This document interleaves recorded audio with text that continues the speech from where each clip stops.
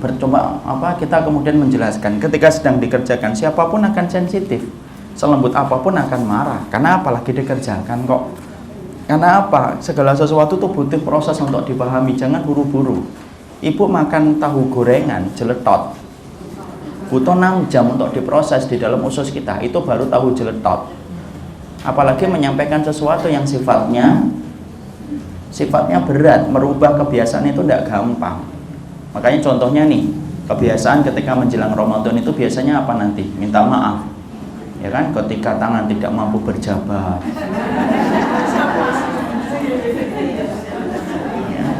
ketika pertemuan tidak lagi bisa dihadirkan, ketika kaki terasa berat, itu berarti stroke ringan. Makanya mulai sekarang diingetin bahwasanya hadisnya bukan untuk memerintahkan minta maaf, tapi hadisnya memerintahkan kita untuk mengetahui 3 orang yang celaka. Siapa 3 orang yang celaka? Yaitu adalah 1, man adraka abawahi indal kibari falam yadkhulil jannah. Orang yang mengetahui orang tuanya ketika tua tapi anaknya tidak bisa masuk surga. Man dakhala alaihi Ramadan summa insalaha falam yughfar lahu. Orang yang mengetahui tentang Ramadan sampai selesai tidak diampuni oleh Allah. Dan yang ketiga yaitu adalah orang-orang yang mereka disebutkan nama Nabi tetapi dia tidak berselawat kepada Rasul. Itu orang yang celaka. Ada nggak di situ keterangan tentang meminta maaf? Tidak ada. Mulai sekarang sampaikan supaya ketika menginjak bulan Ramadan kita paham. Jangan diingatkan ketika lagi nyebar SMS kayak gitu. Salah lah, dia pasti akan marah. Dia pasti tidak setuju kalau kemudian diingatkan yang semacam itu. Wallahu a'lam bishawab. Paham? Ya, sudah. Sekarang kita mulai kajian kita.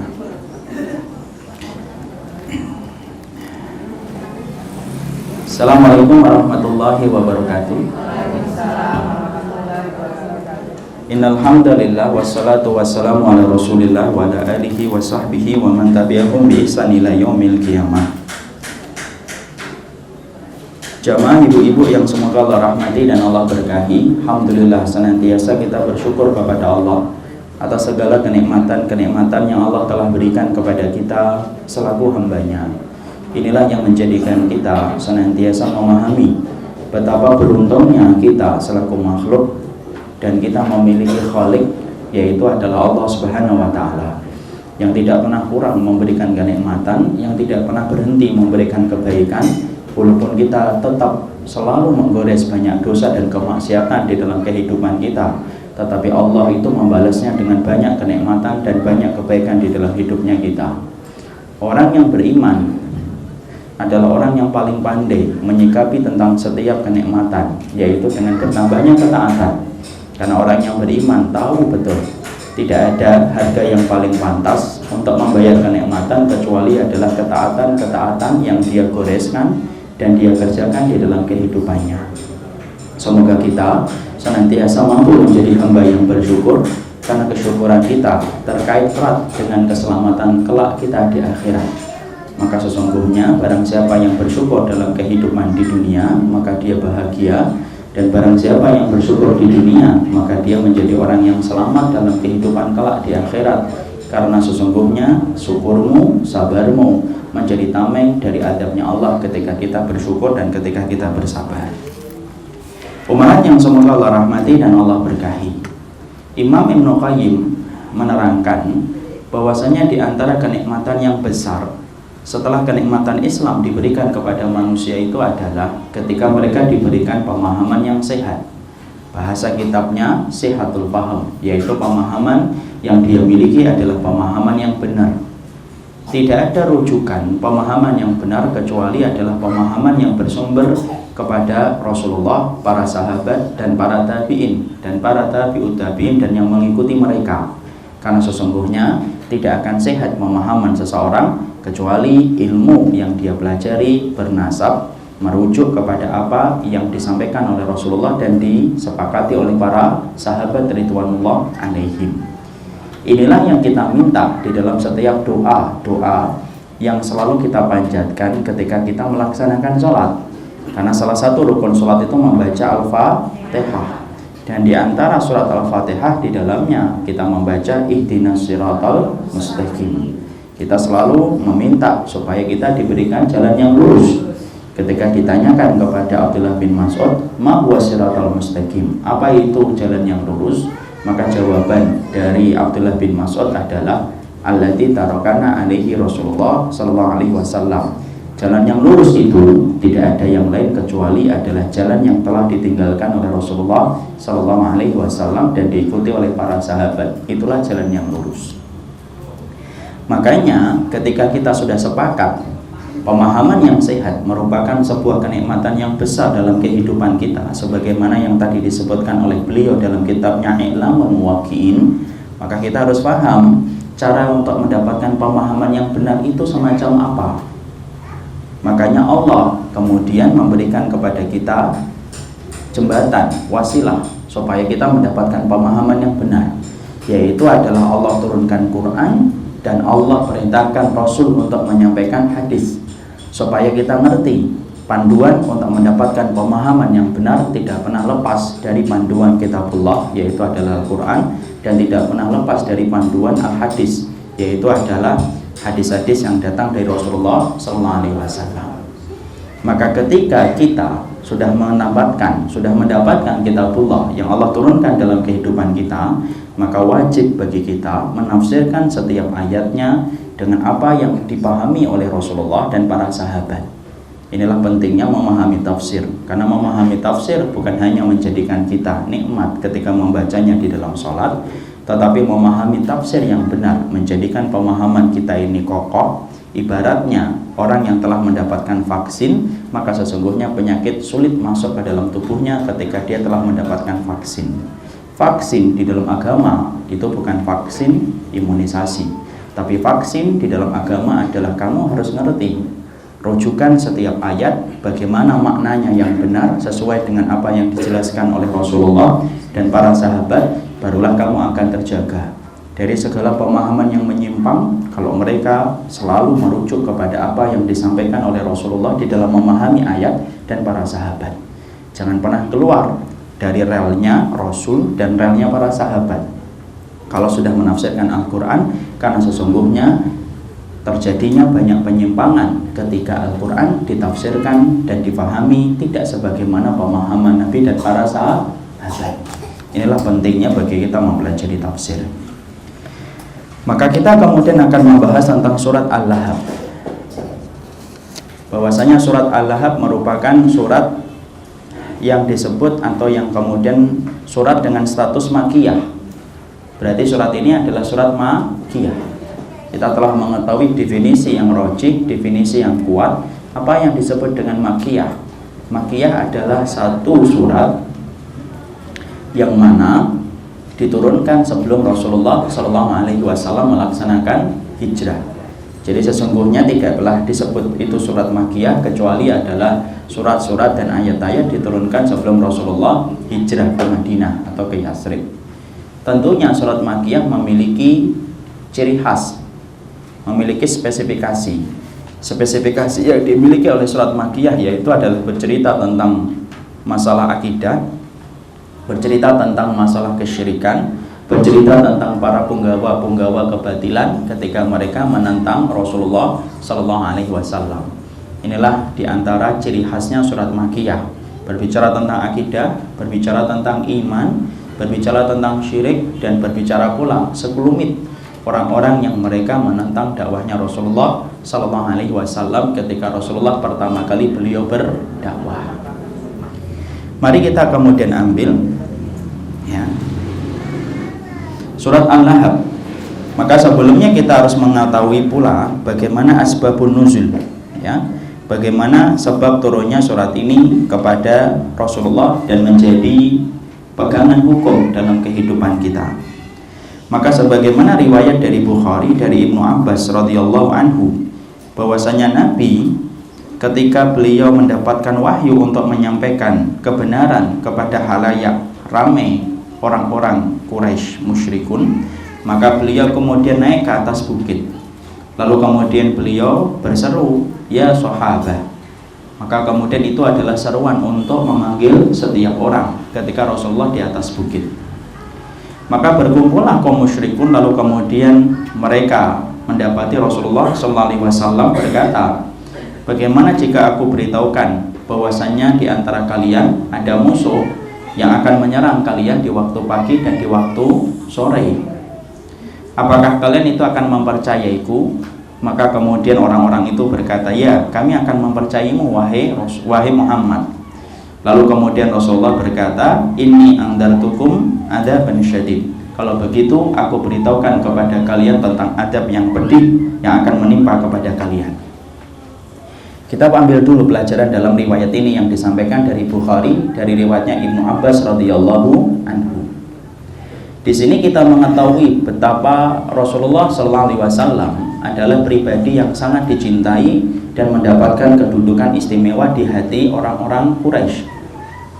Rasulullah adalah pribadi yang baik. Dan ketika Rasulullah SAW memiliki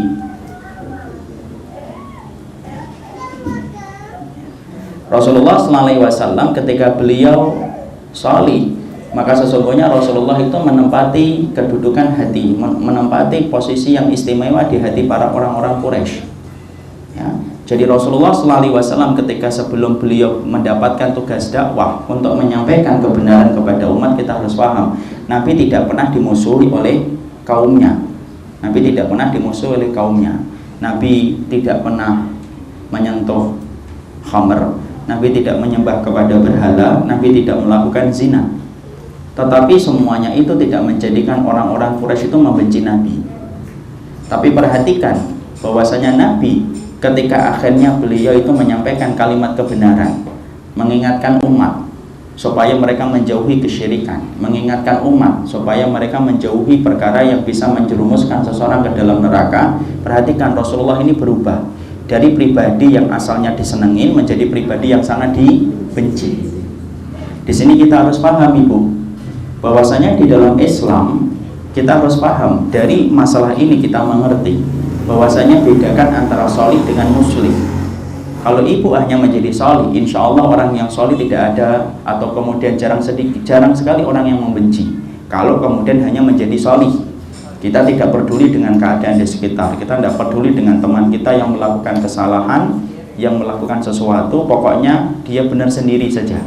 Kira-kira orang akan membenci kita? Tidak. Kalau hanya menjadi solih untuk diri sendiri, sebagaimana Rasulullah ketika tidak menyentuh khamar, menyembah berhala, berzina, membunuh, Rasulullah tidak dibenci. Tapi perhatikan ketika Rasulullah SAW mendapatkan wahyu untuk menyampaikan kebenaran kepada halayak ramai supaya mereka beribadah kepada Allah dan meninggalkan peribadatan yang salah yang menyebabkan adab yang pedih kelak pada waktu hari kiamat, Rasulullah menjadi pribadi yang paling dimusuhi oleh orang-orang Quraisy. Saat itu Rasulullah berubah menjadi muslih. Makanya tolong bedakan. Kalau ibu hanya menjadi salih untuk dirinya sendiri, insya Allah ibu tidak akan banyak dibenci oleh orang lain. Tapi ketika ibu menjadi pribadi yang muslih, ingin membenarkan tentang kesalahan dan kebatilan apa yang ada di sekitar kita, maka sesungguhnya kita harus siap dengan konsekuensinya untuk dibenci oleh setiap orang yang kita ingin benarkan kesalahan mereka. Karena hakikatnya manusia itu benci kepada orang yang memperingatkan mereka tentang jalan-jalan kebenaran. Ya, di sini kita harus paham supaya kita jangan kaget. Ya, kalau kemudian kita tiba-tiba ngingetin di grup, ini tidak boleh. Kita ngingetin teman kita, ini tidak boleh, Mbak. Kadang-kadang maka jawabannya adalah jawaban-jawaban yang menyakitkan. Kita mungkin dituduh sok suci, sok memberitahu, sok paling tahu, sok paling ngerti, padahal kita baru kemarin sore. Masya Allah, baru kemarin sore gimana? Lahirnya aja tahun 67. Maka kemudian kita harus siap dengan konsekuensi itu.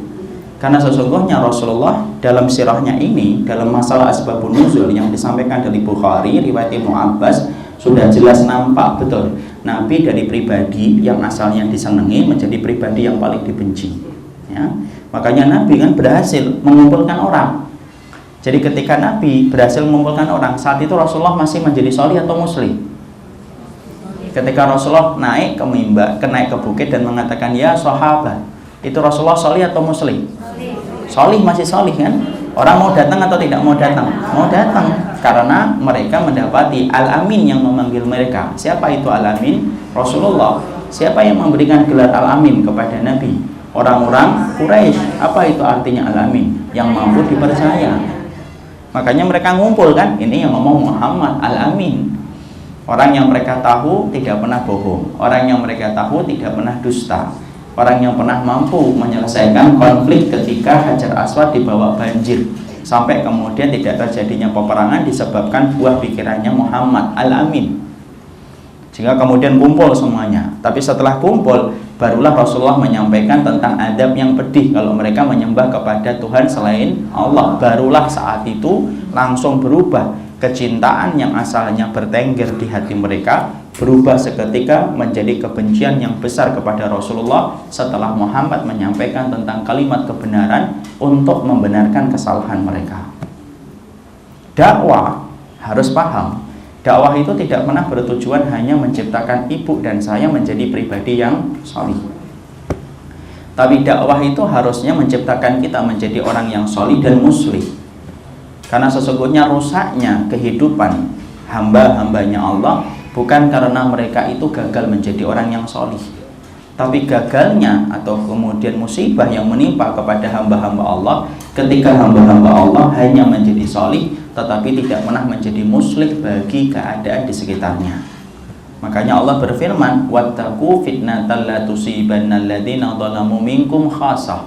Takutlah kamu terhadap fitnah adab yang Allah timpakan bukan hanya kepada orang yang zalim saja, tetapi berlaku pula kepada orang yang salih, orang yang baik. Kapan? Ketika orang yang baik tidak mengingatkan tentang kebenaran, tidak meluruskan apa yang salah, tidak menjadikan hak yang batil, maka Allah akan menimpakan kepada mereka adab yang pedih disebabkan mereka mendiamkan setiap kesalahan yang terjadi di sekitarnya. Ya, disinilah kita paham poin yang pertama. Jadikanlah dirimu bukan hanya menjadi salih, tetapi jadikanlah diri kita menjadi pribadi yang muslim. Berarti harus siap dengan segala konsekuensinya. Makanya Allah selalu berkata, wasbir ala ma yaqulun. Sabarlah kamu terhadap apa yang diucapkan oleh komentar manusia.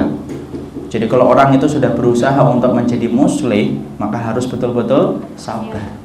Harus betul-betul siap dengan konsekuensinya. Dan harus betul-betul ihtisab. Apa itu ihtisab? Ihtisab itu mengharapkan pahala dari sisi Allah Subhanahu wa Ta'ala. Makanya di dalam akidah kita ditanamkan untuk mengerti bahwasanya kita tidak pernah mencari ridhonya manusia, tetapi kita mencari ridhonya Allah. Ghayatun nasi la tudrak. Kalau kamu hidupnya, ibadahnya hanya mencari ridhonya manusia, sesungguhnya ridho manusia itu tidak akan mungkin diperoleh. Karena sesungguhnya mustahil memperoleh seluruh keridhaan manusia, karena itu tidak mungkin mampu dilakukan oleh jiwa. Ya, jadi masya Allah di sini kita kemudian mendapati Nabi betul-betul menjadi orang yang betul-betul dipercaya, dicintai, disukai oleh orang-orang musyrikun ketika Nabi masih menjadi salih. Tapi ketika Nabi sudah memperingatkan tentang adab yang pedih bagi orang yang menyembah kepada selain Allah, barulah kemudian Rasulullah SAW dibenci oleh setiap orang yang mendengar itu. Siapa yang paling benci kepada Nabi saat itu? Maka yang paling benci adalah Abu Lahab. Lalu kemudian dia berkata, alihada jama'tana tabban laka ya Muhammad. Maka kemudian Abu Lahab lalu berkata kepada Muhammad yang telah menyampaikan berita tentang adab yang pedih, sontak kemudian dia berkata kepada keponakannya Muhammad, alihada jama'tana ya Muhammad, hanya karena perkara ini kamu mengumpulkan kami? Tabban laka ya Muhammad, sungguh celaka sekali engkau wahai Muhammad, karena sesungguhnya kamu mengumpulkan kami hanya untuk menyalah-nyalahkan kami. Ya, disinilah kita mengambil pula pelajaran. Apa yang pelajaran yang kita ambil dari perkataan ini? Yang pertama, bisa jadi musuh dakwah itu datang dari keluarga yang terdekat umum. Karena Abu Lahab ini adalah merupakan keluarganya Rasulullah SAW. Siapa? Pamannya Rasulullah SAW. Makanya jangan pernah kita membayangkan musuh kebenaran itu datang dari orang-orang yang jauh yang tidak pernah kenal dengan kita. Iya, kadang-kadang musuh itu datang dari mereka. Tapi yang juga kita harus pahami adalah musuh dakwah itu terkadang datang dari orang-orang yang termasuk dalam lingkaran dekat kita selaku manusia. Makanya perhatikan Allah ketika di dalam surat At-Taubah 24, mari kita buka At-Taubah 24. Allah mengingatkan kepada kita, kul in kana aba'ukum wa abna'ukum wa ikhwanukum wa azwajukum wa ashiratukum. Allah menerangkan di antara 8 perkara yang bisa menjadi perkara yang memalingkan manusia dari ridhanya Allah, itu ada 8. Yang diterangkan oleh Allah Subhanahu wa taala, 5 diantaranya diterangkan adalah datang dari lingkaran anggota kita yang terdekat di dalam keluarga. At-Taubah 24. Sudah dapat? Perhatikan di ayat ini. Kul in kana aba'ukum wa abna'ukum wa ikhwanukum wa azwajukum wa ashiratukum. Perhatikan 5. Katakanlah jika bapak-bapakmu, anak-anakmu, saudara-saudaramu, istri-istrimu atau suamimu, lalu kemudian keluarga besarmu.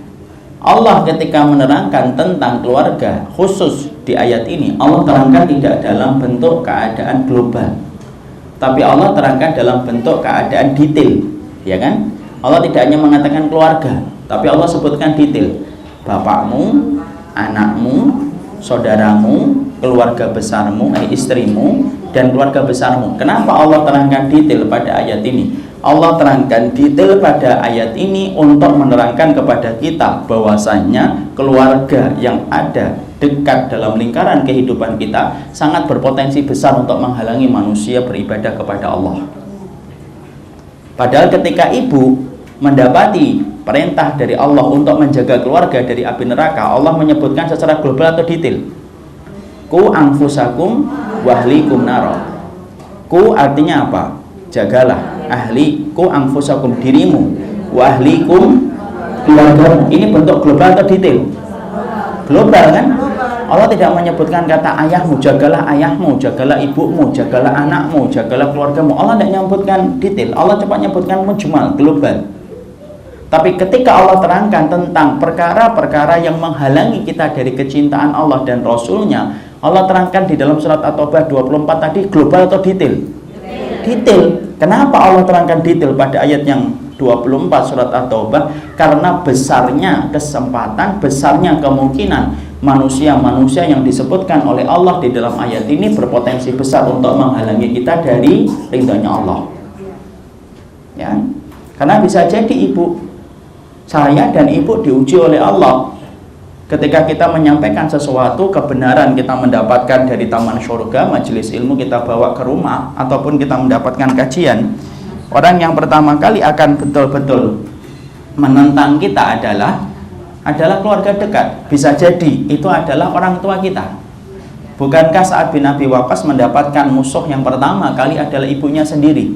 Ketika ibunya berkata, nak, aku tidak mau minum, aku tidak mau makan sampai kamu murtad dari agama yang dibawa oleh Muhammad. Mus'ab bin Umair ketika masuk Islam pun mendapatkan musuh. Dari siapa musuhnya? Dari ibunya sendiri. Berapa banyak seseorang yang solih ketika putra dan putrinya, keturunannya ingin menjadi benar, tetapi yang menghalangi adalah orang tuanya.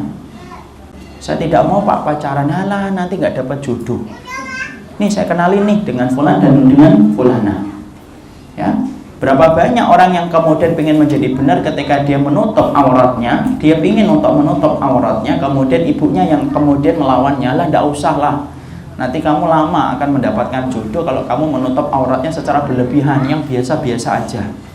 Kalau bisa tidak usah ditutup dulu deh, nanti kalau sudah punya suami. Masya Allah. Seakan-akan bahwasannya wanita-wanita yang membuka aurat lebih cepat jodohnya daripada yang menutup. Padahal kenyataan yang terjadi apa? Wanita yang membuka aurat lebih cepat dizinai daripada wanita yang menutup aurat. Tapi kita di situ mendapati apa? Aba'ukum, yaitu adalah orang tua kita. Kemudian yang disebutkan lagi anak-anaknya. Anak-anak juga sama. Anak-anak itu berpotensi besar ibu untuk menghalangi kita dari ridhonya Allah. Berapa banyak orang tua yang jatuh dalam dosa, terperangkap di dalam maksiat karena dia ngikutin kemauan anaknya. Tidak tega melarang anaknya. Dia ingin disebut sebagai ibu yang pengertian, bapak yang pengertian. Dia membiarkan putra dan putrinya melakukan dosa, melakukan kemaksiatan di depan pelupuk matanya. Dia tidak merubahnya. disebabkan kecintaannya kepada anak lebih besar daripada kecintaannya dia kepada Allah. Ini lembut, kadang-kadang menyelimuti hati tanpa terasa. Banyak di antara kita yang akhirnya cinta kepada anak lebih besar daripada cintanya kepada Allah Subhanahu wa Ta'ala. Kemudian yang disebutkan yang ketiga apa? Yaitu adalah saudara. Contohnya mana, Ustaz? Nah, kita lihat saja contohnya. Bukankah Abu Thalib gagal untuk menerima iman disebabkan karena mengikuti ajakan dari saudaranya? Siapa? Abu Jahal. Abu Jahal itu saudaranya Abu Thalib atau tidak? Iya, saudaranya Abu Thalib. Lalu kemudian dia berkata, Abu Jahal berkata, "Atarghabu an millati abaina Abdul Muthalib?" Hei Abu Thalib, apakah kamu akan tinggalkan ajaran nenek moyang kita, yaitu adalah Abdul Muthalib? Perkataan itu mementahkan perkataan Rasulullah ketika Rasulullah berkata kepada Abu Thalib, "Kulli kalimatan uhajju bika indallah." Wahai pamanku, tolong deh ucapkan satu ucapan yang kelak akan menjadi hujah untukmu kelak pada waktu hari kiamat. Tapi Masya Allah, ternyata Abu Thalib lebih memilih apa yang disampaikan oleh Abu Jahal. Abu Jahal, bukan Abu Lahab. Kemudian yang berikutnya, wa ikhwanukum wa azwajukum, istri ataupun suami.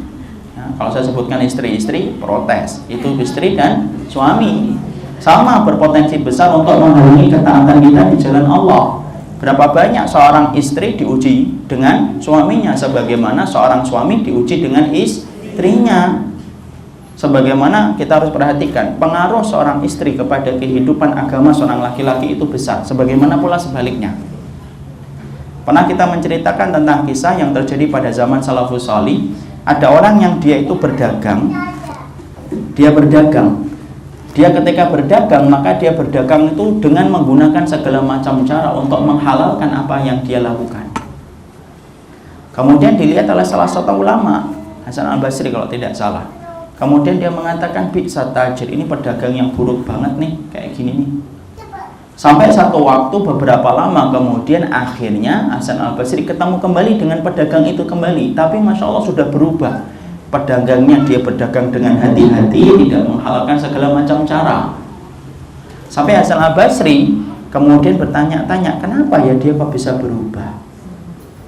Kemudian dia tanya kepada orang itu, dulu aku pernah melihatmu ketika berdagang, caramu buruk sekali. Tapi hari ini aku melihatmu ketika berdagang hati-hati betul kamu ketika berdagang. Apa yang menjadikan kamu berubah dari keadaanmu yang dulu hingga keadaanmu yang hari ini sekarang? Kemudian pedagang itu berkata, iya, karena aku dulu punya istri. Istriku ketika aku pergi ke pasar selalu berkata, jangan pulang ya, kecuali membawa untung yang banyak. Kebutuhan kita banyak. Adapun untung yang kamu bawa sering kurang. Maka kemudian aku tidak akan pernah ridho kalau kamu membawa untungnya itu sedikit. Ternyata itu yang akhirnya menjadikan sang pedagang itu akhirnya menghalalkan segala macam cara supaya dapat keuntungan yang gede. Kalau tidak bertengkar di rumah. Sampai ternyata Allah menakdirkan istriku yang itu meninggal dunia. Masya Allah, itu pasti plong banget itu suaminya. Itu mungkin lega, langsung sujud syukur kali dia. Lalu kemudian akhirnya ketika sang istri itu meninggal dunia, maka kemudian aku mendapatkan istri kembali, istri yang betul-betul luar biasa. Dan selalu berkata, bang, jangan bawa kepada diriku dan rumah kita kecuali adalah harta yang halal, walaupun itu sedikit. Ketika aku mendapati istriku ridho dan qanaah, Masya Allah, maka aku ketika berdagang pun tenang aku berdagang, tidak pernah terpikir macam-macam. Kenapa? Karena aku tahu berapapun uang yang aku bawa, maka istriku menyambut dengan senyuman. Masya Allah ya. Itulah qanaah. Kalau sudah qanaah itu Astrea saja terasa Kawasaki Ninja. Tapi di situ kita mendapati, Masya Allah ya, di situ kita mendapati pengaruh istri itu besar. Sama dengan pengaruh suami itu besar, pengaruh istri juga besar. Makanya Masya Allah, jangan dikira bahwasanya dalam kehidupan kita menapak jalan ketaatan akan dibiarkan oleh Allah tanpa ujian. Dan ujian yang paling berat itu adalah ujian yang Allah berikan dalam lingkaran yang paling dekat dalam keluarga kita. Itulah yang paling susah dan paling sulit. Tetapi kalau kita Masya Allah diberikan ujian itu, yang kita bisa harapkan hanyalah kita bersabar. Karena sesungguhnya kesabaran itulah yang melapisi setiap ujian supaya terasa nikmat untuk mengharapkan pahala dari sisi Allah Subhanahu wa Ta'ala.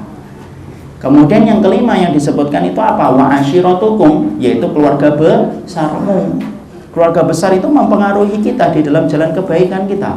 Kita pengen begini tapi keluarga besar mempengaruhi kita. Ini disebutkan oleh Allah secara detail di dalam surat At-Taubah 24 untuk nerangin kepada kita, jangan kaget kalau tiba-tiba ujianmu datang dari lingkaran yang paling dekat dalam keluargamu. Karena ternyata ketika peristiwa Rasulullah menyampaikan tentang nadhirun mubin, yaitu adalah memberikan adzabun syadid. Ketika Nabi menyampaikan tentang adab yang pedih, yang pertama kali langsung berani membantah dan menyangkal apa yang disampaikan Nabi itu bukan orang-orang lain, tetapi justru yang menyangkalnya pertama kali adalah pamannya Rasulullah, yaitu adalah Abu Lahab. Jadi ini menunjukkan betapa Masya Allah keluarga itu menempati hal yang paling penting untuk kita berikan ilmu dalam kehidupan. Bukan berarti kita nyalahin loh keluarga. Jangan buru-buru nyalahin keluarga kalau kita memang belum mampu memberikan solusi. Berkali-kali saya sampaikan, jangan mencela kegelapan kalau kamu tidak membawa lilin mentari untuk menerangi.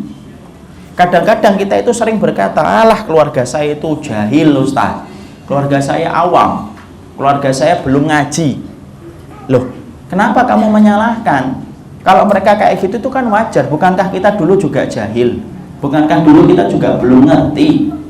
Yang menjadi masalah adalah mari kita muhasabah. Sudah berapa banyak doa yang kita panjatkan untuk keluarga kita?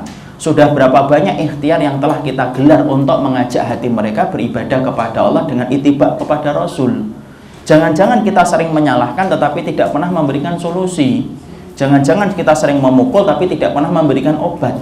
Jangan-jangan kita sering menampar tapi tidak pernah memberikan senyuman.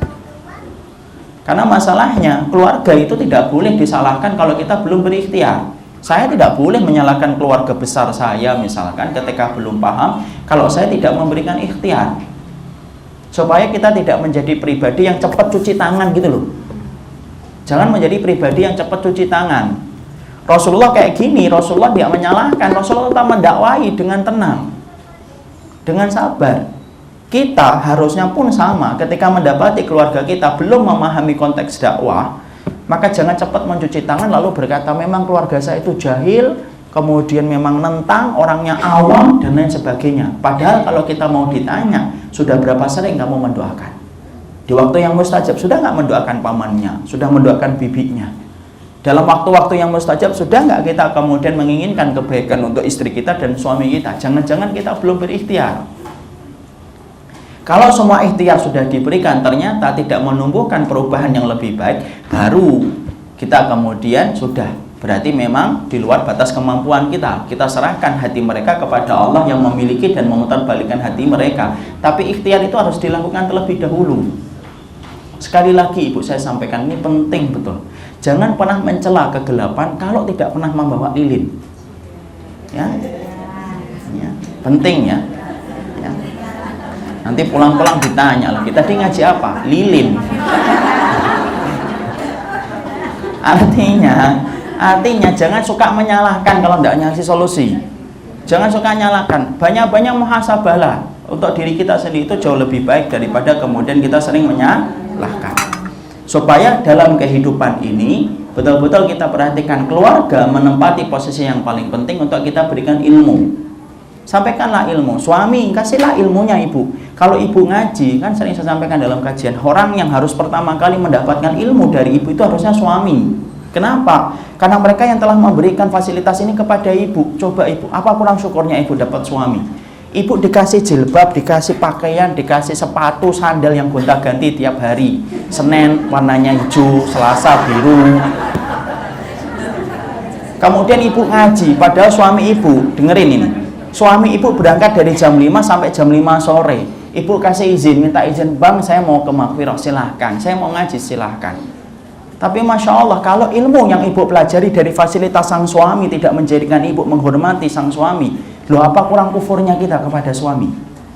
Harusnya kalau ibu sudah diberikan fasilitas yang semacam ini, diberikan kemudahan, oleh sang suami, maka sampaikanlah ilmu kepada mereka supaya mereka tidak menjadi penghalang ibu untuk kemudian menjalankan kebenaran.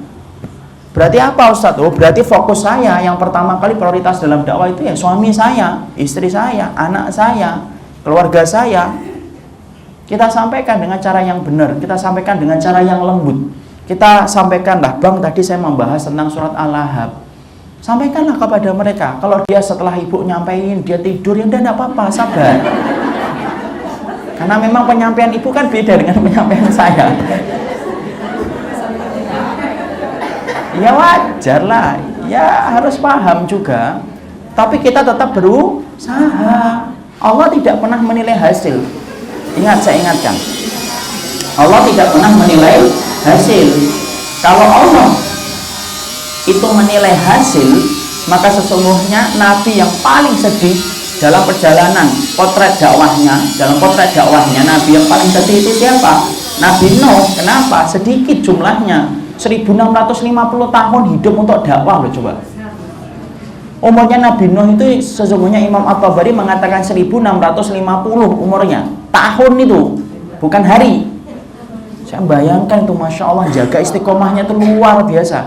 Dzikir pagi, dzikir petangnya berapa ribu kali itu. Kalau sakitnya 600 tahun, 700 tahun itu. Tapi Masya Allah, kita tidak pernah diperintahkan untuk melihat kepada hasil, tapi Allah menilai kepada proses.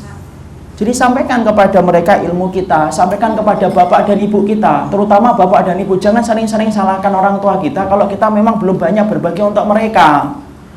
Banyak sekarang ikhwan-ikhwan, umahat-umahat sering menyalahkan orang tuanya. Orang tua saya belum paham, Ustaz. Lah wajar lah orang tua kita belum paham. Mereka hidup pada zaman yang berbeda dengan zamannya kita. Dulunya mungkin mereka mau belajar, tapi apalah daya, ibu sudah ngendon itu di dalam rahimnya, ngandung, akhirnya tidak jadi belajar untuk melahirkan ibu. Mereka hidup tahun 80-an, 70-an, ketika masa-masa muda mereka tahun 70-an, 60-an lah mereka masa-masa mudanya. 60-an nyari kajian itu, Masya Allah. Susah, tahun 70-an susah, tahun 80-an susah. Masya Allah ya. Kemudian kita datang-datang hari ini diberikan oleh Allah nikmat banyak kajian. Siang ada, pagi ada, sore ada, malam ada. Belum lagi kita baca WhatsApp, ada lagi kajian. Belum lagi nyetel YouTube, ada. Orang tua kita suruh hidupin WhatsApp, nggak mampu dia. Nah, kamu belajar dari mana sih, nak? Dari YouTube. YouTube tuh Ustadz mana? Dia nggak ngerti. Kalau Allah sudah memberikan kepada ibu kemudahan di satu sisi, yaitu mendapatkan ilmu, maka tolonglah berikan kesabarannya dalam sisi yang lainnya untuk mendakwai mereka. Karena mereka nggak paham. Sama mendakwai keluarga kita, misalkan keluarga kita di kota-kota kecil, di Tegal, Sukoharjo, Ungaran, Demak, Kudus, di mana kajiannya sama nggak dengan kajian-kajian yang di Jakarta? Jarang nyari kajian di sana itu, jarang ibu. Sabtu Ahad aja, Masya Allah, hanya bisa dihitung dengan beberapa gelintir orang. Karena memang dakwah belum sampai merambah ke kota-kota kecil. Maka tolong fahami mereka, cara memahami tentang sesuatu akan menjadikan kita ma'ruf ketika menyikapi sesuatu. Ya, karena saya tidak mau kalau kita ngaji hanya menjadikan kita pandai memvonis tapi tidak pernah memberikan solusi. Ya kalau mereka belum paham kok. Ya kalau belum paham ya berarti kamu yang harus sabar. Allah menjadikan ilmu yang kamu pelajari bukan menjadikan kamu tidak sabar, tapi Allah itu menjadikan kamu lebih ngerti duluan daripada yang lain supaya kamu lebih bersabar daripada yang lain. Bersabarlah sama orang yang tidak sabar sama kita. Susah, Ustaz, memang susah. Kalau pengen nikmat hidup itu ya jangan di dunia, nanti di akhirat. Memang susah, sulit. Karena begitulah cara kita menyampaikan kebenaran supaya kebenaran itu bisa sampai ke dalam relung hati mereka dengan cara yang baik dan cara yang lembut. Ya, makanya disinilah kita mengetahui bagaimana kehidupan Rasulullah itu pertama kali ketika beliau menjadi muslim, Nabi, untuk menyampaikan dan memberikan kebenaran, menutup orang dari jalan neraka. Saat itulah Nabi mendapatkan permusuhan yang luar biasa, dan ternyata orang yang memusuhi Nabi adalah pamannya Rasulullah sendiri. Coba kita bayangkan, paman. Kalau bahasa kita, Lik, Pak D, Om tega banget sih Om sama saya. Kalau kemudian Rasulullah bisa ngomong sama Abu Lahab. Tapi itulah yang kemudian didapatkan oleh Rasulullah Shallallahu Alaihi Wasallam. Ya. Maka kemudian Abu Lahab sendiri merupakan salah satu paman Rasulullah Shallallahu Alaihi Wasallam, yang kemudian namanya adalah Abdul Uzza bin Abdul Muthalib. Ya. Dia kemudian punya gelar yaitu Abu Utaibah. Ya. Ia sering disebut dengan Abu Lahab. Ya. Kenapa Abu Lahab? Karena wajahnya itu berseri-seri. Nah, kemudian maka disebut dengan Al-Lahab. Tapi juga Al-Lahab bisa disebut dengan gejolak api. Tapi sebenarnya diberikan kunyah, diberikan nama gelar. Kunyah itu apa? Gelar.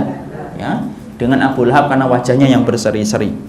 Maka kemudian dialah orang yang paling sering menyakiti Rasulullah, membenci Nabi, melecehkan beliau, dan kemudian sesungguhnya beliau adalah menghina beliau dan menghina Rasulullah Sallallahu Alaihi Wasallam. Jadi inilah yang kemudian kita pahami. Jadi Abu Lahab itu nama aslinya adalah Abdul Uzza bin Abdul Muthalib, merupakan salah satu pamannya Rasulullah Sallallahu Alaihi Wasallam. Berarti ini betul-betul keluarga dekatnya Rasulullah Sallallahu Alaihi Wasallam. Diberikan nama Abu Lahab sesungguhnya karena wajahnya yang berseri-seri. Jadi wajahnya Abu Lahab ini adalah wajah yang selalu berseri-seri. Tapi termasuk paman yang paling banyak menyakiti Rasulullah, menyindir Rasulullah, menghina Rasulullah, dan menghina agamanya Rasulullah Sallallahu Alaihi Wasallam. Ya sabar. Wasbir ala ma yaquluna wasjurhum hajran jamila. Kalau sudah mendapatkan kayak gini, kaidahnya satu, wasbir ala ma yaqulun. Mari kita buka di dalam Quran.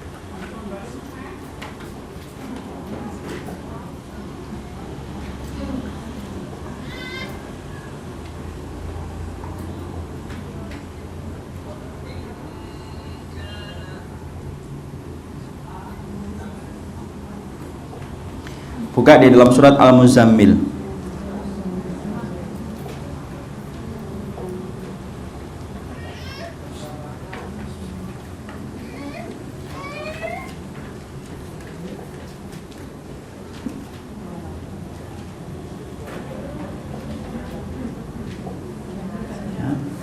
Sudah?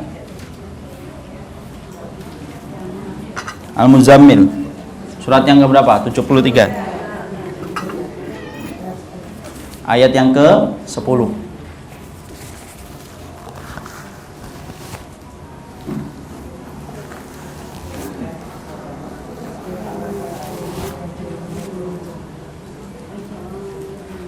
Sekarang mari kita baca.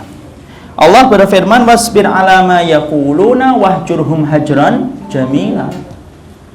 Cara menyikapi orang-orang kayak Abu Jahal, Abu Lahab, orang-orang yang datang dari keluarga kita ketika membenci, melecehkan, dan menghina apa yang kita pahami dan kita yakini ketika ngikutin jalan Rasulullah Sallallahu Alaihi Wasallam, Allah memberikan sebuah obat. Wasbir ala ma yaqulun. Ya sudahlah, sabar terhadap apa yang mereka komentari. Wahjurhum hajran jamila. Maka pisahkanlah dirimu, jauhilah dirimu dari mereka dengan cara yang baik, jangan kasar. Sampai cara menjauhi dalam Islam itu harus dengan cara yang baik, cara yang tidak kasar. Ya, karena apa? Kalau mereka kita jauhi dengan cara yang kasar, bisa jadi mereka tambah benci kepada apa yang kita yakini ketika mengikuti jalan Rasulullah Sallallahu Alaihi Wasallam. Ya udah, jauhi dengan cara yang baik. Artinya cara yang baik itu ya tidak berkumpul pada acara-acara kemaksiatan mereka, tapi tetap berkumpul pada acara-acara yang bukan maksiat. Ayo Mbak, nanti kita kumpul-kumpul nih, nyanyi-nyanyi keluarga deh biar tambah dekat. Ya sudah, pada acara itunya jangan datang. Tapi dalam acara-acara yang lain, ketika ada acara makan, datanglah, tidak apa-apa, sama-sama mereka. Walaupun komentarnya nanti akan juga beda. Acara makan aja mau datang, tidak apa-apa. Kan kita melakukannya karena Allah. Kalau sudah karena Allah mah tidak usah ditakut dengan komentar orang. Kalau kita masih risau dengan komentar orang, berarti ada yang salah dalam konsep akidah kita. Kenapa? Kalau akidah kita sudah kuat, kita tidak peduli omongan orang selama kita memiliki keyakinan atas apa yang kita lakukan, itu saja. Yang namanya komentar manusia itu bisa nggak dihentikan? Tidak mungkin. Jangan pernah menjadi gila. Apa itu gila? Orang yang gila adalah orang yang mereka itu berharap tidak ada orang yang membencinya. Tidak mungkin. Makanya para salaf sampai berkata, kalau kamu menginginkan setiap orang tidak ada yang membencimu, berarti kamu telah menjadi gila. Karena tidak mungkin itu akan diraih. Sebaik apapun kita, tetap ada yang membenci kita. Allah yang maha sempurna aja ada yang mencela kok, menghina Allah dan memfitnah Allah, pada Allah sempurna menyampaikan semua kenikmatannya kepada manusia. Coba, tetapi dituduh Allah punya anak, kadang-kadang digugat takdirnya oleh manusianya, pada Allah yang sudah ngasih semua rezeki. Apalagi kita menjadi manusia yang memang penuh dengan kekurangan. Ya wajar kalau tiba-tiba ada orang yang kemudian mengomentari kita. Selama mereka berkomentar atas apa yang kita yakini, ketika kita memiliki dalil, nah sudah, pegang itu dalilnya, sabar terhadap apa yang mereka lakukan, jauhi mereka dengan cara yang baik. Bahkan kalau bisa, qalu salama, ya sudah, keselamatan untuk kalian, mendoakan itu lebih baik. Buka surat Al-Furqan.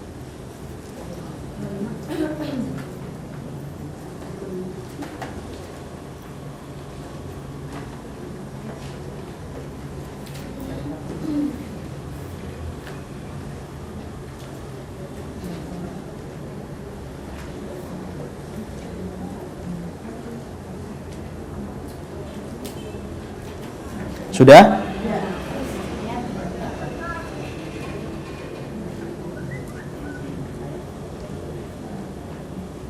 Sudah belum? Ya. Ayat berapa? Ayat 63.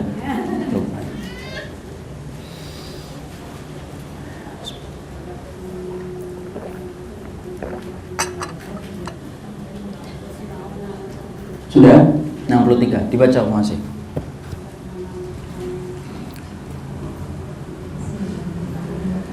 Adapun hamba-hamba Allah yang Maha Pengasih itu adalah orang-orang yang berjalan di bumi dengan rendah hati.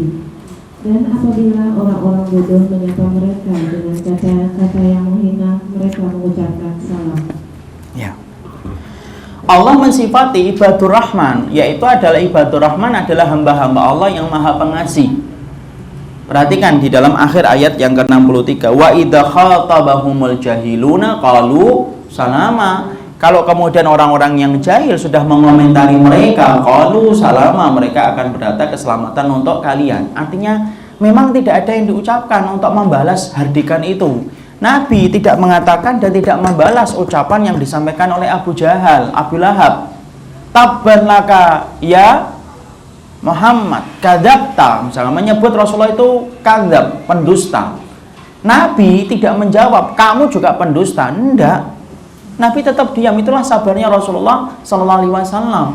Karena memang yang pertama kali dibutuhkan di dalam kehidupan dakwah itu memang sabar. Makanya rata-rata kenapa Nabi disuruh untuk menggembala kambing? Nabi Musa menggembala kambing, kemudian Rasulullah pun menggembala kambing. Kenapa sih menggembala kambing? Untuk menciptakan karakter kesabaran. Karena memang butuh sabar itu dalam dakwah. Maka kalau ibu tidak sabar, gembala kambing biar sabar. Ini penting, karena kemudian pasti tantangannya akan menjadi berat. Dan Rasulullah SAW, perhatikan, sampai Nabi diikuti oleh Abu Lahab kemana-mana, dan kemudian disampaikan, ini pendusta ini, yang mengatakan pamannya coba.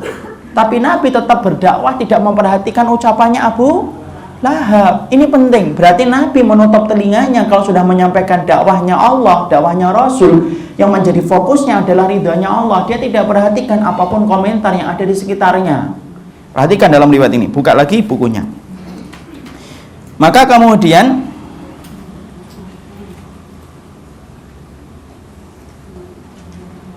dikatakan dalam satu riwayat dari Rabi'ah bin Ibad dari Bani Dzil, dia termasuk dulunya kaum jahiliyah lalu masuk Islam. Aku melihat Rasulullah ketika aku masih dalam jahiliyah di tengah-tengah pasar Dzul Majas.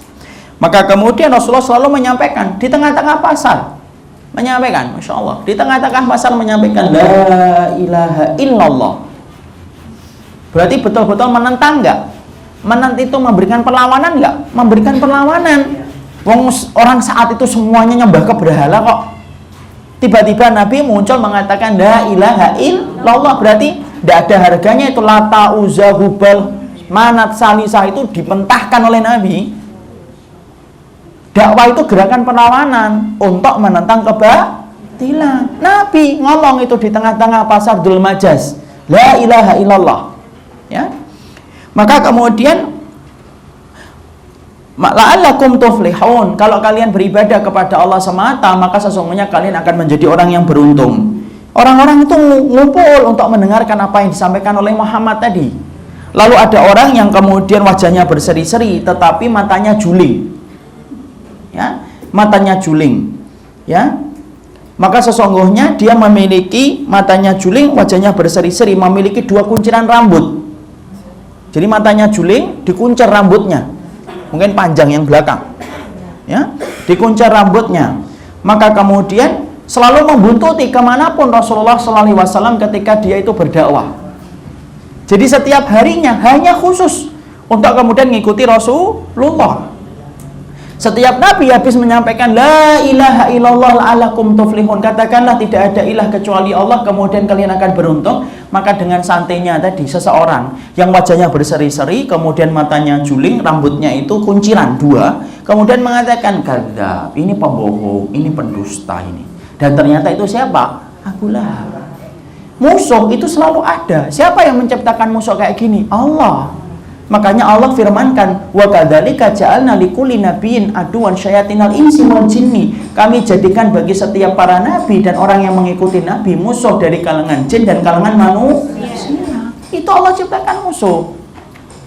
Jadi kalau sudah kita menempuh jalan kebenaran, jangan kaget kalau tiba-tiba mendapati musuh. Yang dulunya sahabat mungkin akan berubah menjadi musuh, yang dulunya teman kemudian akan menjadi musuh. Karena itu Allah berikan menjadi konsekuensi ketika kita menyampaikan kalimat yang hak. Ya. Tapi apa tadi? Wasbir alama yaquluna wahjurhum hajran jamila. Atau di dalam surat Al-Furqan, yaitu adalah wa idza khatabahumul jahiluna qalu salama. Sudahlah, kalau sudah membalas itu nggak usah dibalas. Nggak ada artinya membalas itu dengan hal-hal yang kemudian buruk. Buat apa?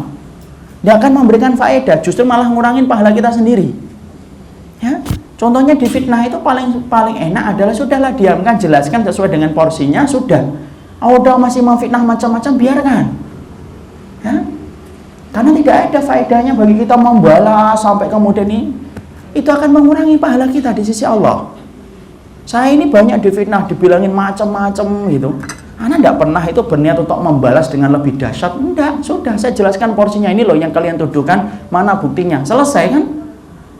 Tidak bisa memberikan bukti. Hanya orang yang hasad hatinya kepada orang yang beriman. Orang kayak gitu malah dikasihani. Kenapa? Karena kemudian mereka menjadikan orang yang beriman menjadi musuh, tapi membiarkan orang kafir tidak mereka musuhi. Orang kayak gitu mah dikasihani, walaupun tampaknya berilmu, walaupun tampaknya sering ngaji. Apa artinya kamu sering ngaji kalau kamu sering menghujat orang dan menjatuhkan kehormatan orang lain? Tidak ada manfaatnya kamu. Kehormatan orang lain itu, kehormatan orang yang beriman itu tidak pernah menjadi murah, tidak pernah semurah bawang merah dan tidak pernah semurah bawang putih. Kehormatan orang beriman itu mahal harganya. Kok dilecehin, dijatuhkan, dikatakan fulan begini, buat apa? Kita kalau kemudian mendapati kayak gitu, sudah, kalau salama, dia bodoh kok, dia nggak ngerti kok, dia nggak kenal dengan kita, nggak paham tentang kita, sudah. Itu yang paling tenang untuk menjadikan hati kita menjadi lapang. Ngapain hati kita kok diatur sama orang lain perasaannya? Jangan pernah diatur hati kita dengan orang lain perasaan kita. Kenapa? Kita yang berhak mengatur hati kita. Jangan sedih karena orang lain, jangan gembira karena orang lain. Itulah pelajaran yang paling sulit di dalam menempa jiwa. Ada sebuah kisah ini. Ada orang masuk ke sebuah toko. Dia mendapati pelayan tokonya itu, Masya Allah, judes, tidak kuat dia keluar. Padahal dia butuh barang di toko itu. Akhirnya apa? Dia gagal mendapatkan itu gara-gara dia nak melihat judesnya pelayan itu. Ada wanita yang kedua masuk ke dalam toko itu. Kemudian dia melihat judesnya pelayan itu pun sama, tapi dia tetap tenang aja, nanya, dijawab dengan judes, nanya dan judes. Tapi akhirnya dia beli. Kemudian ketemu dengan perempuan yang pertama. Mbak, kok tetap beli sih di situ? Jeng, kenapa beli di situ, Jeng? Istri saya kalau sering manggil temannya itu Jeng, jadi saya terpengaruh. Jeng, kenapa beli di situ, Jeng? Kan pelayannya judes banget. Nggak apa-apa, yang judes kan dia. Kalau saya kan butuh barangnya. Kenapa saya dikontrol sama dia? Itu pernah saya baca dalam sebuah dialog di WhatsApp Tapi memberikan pelajaran apa? Sering sekali kita itu tidak sadar, perasaan kita itu diatur sama perasaan orang lain yang menyikapi kita. Kita jadi sedih, mau lewatin situ ada orang yang nggak suka sama kita, lo ngapain? Perasaan kita ini diatur dengan kesedihan dan kegembiraan itu karena wahyu dan karena sunnah, bukan karena orang. Kalau kemudian kita masih diatur perasaan kita sama orang lain, ya berarti kamu belum menjadi hambanya Allah. Kamu masih menjadi hambanya manusia. Paham? Paham tidak paham begitu? Maka kemudian tabbat yada abi lahabi wa tab. Apa itu tabbat yada abi lahabi wa tab? Ma aghna anhu maluhu wa ma kasab. Dan seterusnya akan kita kaji dalam pertemuan kita berikutnya insyaallah. Dari 9:30 kita sudah mulai. Ini yang dapat kita sampaikan di dalam pertemuan kali ini. Semoga Allah memberikan keberkahan atas apa yang kita pelajari, ya. Pelajaran yang penting, sebentar Umahat. Poin-poinnya, 1, bahwasanya pemahaman yang sehat tidak akan pernah didapatkan kecuali merujuk kepada tafsir yang dipahami oleh Rasulullah dan para sahabat. 2, kita memahami, nggak usah ditulis, nanti diingat-ingat. Yang kedua, surat Makkiyah adalah surat yang diturunkan sebelum Rasulullah itu hijrah, di mana surat itu menjelaskan tentang dakwah, menjelaskan tentang tauhid, akidah, syirik, dan menjelaskan pula orang-orang yang menentang dakwah. Yang ketiga, yaitu adalah bagaimana kita mendapati unsur yang paling dekat itu bisa jadi menjadi komponen yang besar untuk memusuhi kita beribadah kepada Allah. Sebagaimana dalam surat At-Taubah 24. Menyikapinya, maka kemudian tidak boleh menafikan ikhtiar kita untuk mendakwai mereka. Jangan pernah celah kegelapan kalau kamu tidak pernah menghadirkan lilin yang membawa cahaya. Yang kelima, bagaimana menyikapinya? Menyikapinya dalam surat Al-Muzammil dan dalam surat Al-Furqan. Wasbir ala ma yaquluna wahjurhum hajran jamila. Yaitu sabarlah terhadap apa yang mereka sampaikan, maka kemudian jauhilah mereka dengan cara yang baik. Kalau mereka menghujat, maka jawablah salama, keselamatan untuk kalian. Itu saja. Kemudian yang berikutnya kita memahami kenapa Abu Lahab dinamakan Abu Lahab, karena wajahnya berseri-seri. Matanya Abu Lahab itu gimana? Juling. Rambutnya sering dikuncir menjadi 2. Sering ngikutin Rasulullah. Kenapa sih orang yang berdakwah kok banyak musuhnya? Karena kalau kita baru menjadi muslih, baru jadi salih, sedikit musuhnya. Tapi kalau kita menjadi muslih, banyak musuhnya. Wallahu a'lam bishawab. Ini yang dapat kita sampaikan. Barakallahu fikum. Karena sudah menerangkan poin-poinnya, insyaallah paham, tidak ada pertanyaan. Barakallahu fikum. Subhanakallahumma wa bihamdika asyhadu an la ilaha illa anta astaghfiruka wa atubu ilaika. Assalamualaikum warahmatullahi wabarakatuh. Jazakumullah khair Ustaz. Mudah-mudahan Ustaz selalu diberikan kesehatan oleh Allah Subhanahu wa taala. Kamis kan libur dan mudah-mudahan libur diberikan kepada kita depannya libur lagi. Anak kemarin dapat WhatsApp dari kayak gini Ustaz. Dia minta nomor telepon selesai sudah kali kita hari ini. tapi anak belum Jadi untuk jawab. kemarin untuk kelas Takutnya. Kamis dengan Ustaz kan minggu ketiga kita libur ya Bu. Jadi Gimana? kan, dengan komitmen Kamis kemarin kita kelas dengan kelas Tasjiro itu adanya minggu pertama, kedua dan keempat. Kasih nomornya Pak Tarman itu. Kasih nomor Pak Tarman, ini manajernya apa yang ngatur, yang manage. Kamis depannya lagi, libur lagi ya? Dibilangin nggak Ustaz? Umahat yang hari Kamis ini kitabnya ya. Iya. Kitab At-Tadhkirah tebal. Ya insya Allah, tapi insya Allah banyak manfaatnya. Kita kembali yang pertama, pertemuan perdana sudah kita bahas. Kenapa kita memilih kitab ini menjadi pelajaran setiap hari Kamis? Insya Allah pekan ketiga kita libur, pekan keempat insya Allah kita libur. Kita mulai Ramadan mungkin insya Allah. Iya 34 insya Allah. Iya. Kemudian insya Allah saya akan, kalau Allah menakdirkan, ini belum pasti, masih tentatif, tapi kalau Allah menakdirkan, saya akan berangkat ke Turki untuk menyalurkan bantuan ke pengungsi Suriah. Ya, insya Allah akan sampai ke sana kalau Allah memudahkan jalannya. Kalau ada di antara umahat yang ingin memberikan bantuan ke masyarakat Suriah, ini waktu yang tepat untuk memberikan bantuan insya Allah. Barakallahu fikum. Assalamualaikum warahmatullahi wabarakatuh.